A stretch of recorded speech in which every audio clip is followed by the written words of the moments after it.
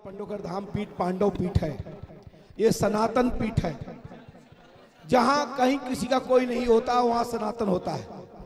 यही हमारा सच्चा सनातन धर्म है, जो समस्त वसुदेव कुटुंबकम भाव से संपूर्ण वसुधा भूमि को अपना परिवार मानती है। अलग प्रकार के मतभेद, अलग प्रकार की राजनीति चलती रहती है, मुझे इससे कोई लेना देना नहीं है।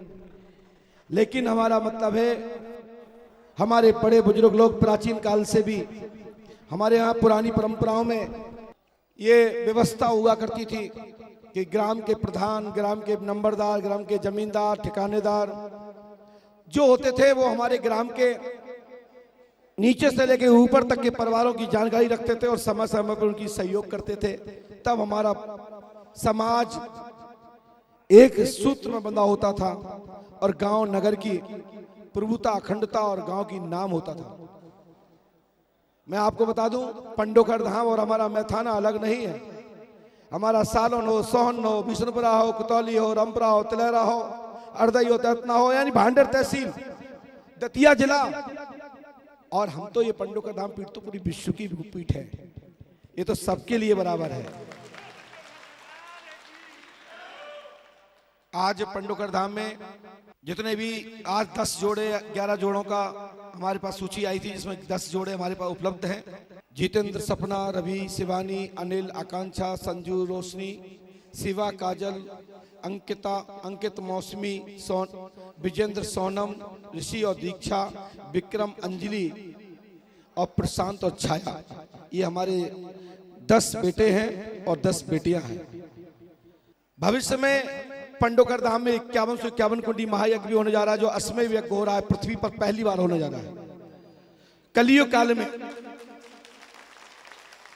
जो 14 बीघा में यज्ञशाला बनने जा रही, 14 बीघा, 21,500 स्क्वायर फीट की भूमि प्रति बीघा में होती है। 3 लाख से ज्यादा स्क्वायर फीट में यज्ञशाला बनने वाली है, जिसमें भी भव्य विवाहों के आयोजन की भी चर्चा हमारे बीच में, विचार विमर्श हमारी संस्था में चर्चा चल रही है। उसमें भी बड़ा व्यापक रूप से कन्या विवाह का भी आयोजन बनाने की योजना जारी है। लेकिन ये तो अचानक हमको मिला, ये सौभाग्य है। हमारी बेटियों का भगवान के यहाँ से जब जन्म होता है तो पहले ब्रह्म लिख देता है कि ये कब, ये सब सिस्टम कैसे होगा, कैसे हमारी बेटियों के पहले हाथ होंगे, उनका पहले व्यवस्था कहाँ से बनेगी, ये आप कोई नहीं जानता, ना आप जानते ना मैं जानता हूँ, ये परमात्मा व्यवस्था करता है। पंडोकर धाम में जो उपहार के रूप में, दहेज के रूप में नहीं, सुप्रम भेंट के रूप में, दहेज का तो मैं विरोध करता हूं, लेकिन अपनी बेटियों को कोई भी खाली हाथ विदा नहीं करता। पहले तो ऊंट, पालकी, घोड़े, कुत्ते तक भी दान देते थे, लेते ले जाओ, दास दासियां, लेकिन जमाना खत्म हो गया। तो हमने यहाँ पर जो व्यवस्था की है, बहुत छोटी व्यवस्था, बहुत बड़ी व्यवस्था नहीं है।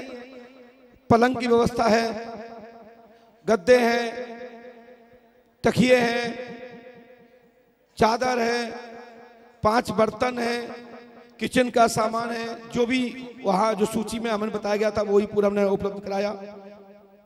फ्रिज है, अलमारी है, टीवी है, कूलर है, बक्सा है, चांदी की पायल है, नाक की सोने की कील है, 5 साड़ी है, लहंगा है, और बेटियों के लिए चप्पल भी जो देख सगुन के रूप में होता है, पूरा श्रृंगार का सामान भी है।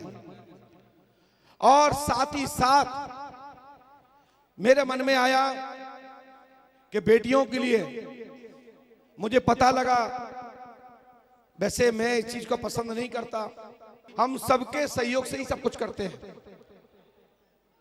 लेकिन हमें पता लगा कि हमारे बच्चे ने, वीर सिंह जी ने दोनों तरफ से 10-10 हजार रुपए लिए थे, उसका मैंने स्वीकार नहीं किया है। वो उसकी व्यवस्था थी, जो मुझे जहां से बताया गया कि गुरुजी ऐसी ऐसी व्यवस्था है, मैंने कहा बेटा ये कन्या बेटी तुम्हारी नहीं मेरी है, तुम मेरा छोटा भाई है, चिंता मत कर, तू आराम से निष्फिक्र होकर कार्यक्रम कर, किसी भी अवस्था में कितनी भी अड़चने आई, मैंने कहा कि हम बेटियों के लिए पीछे नहीं हट सकते। ये तो मुझे सौभाग्य मिला है, नहीं तो पहले लोग कन्यादान के लिए लोग लड़ते थे कि कन्यादान लेंगे। आज कुछ लोग हैं कन्यादान से बचते हैं।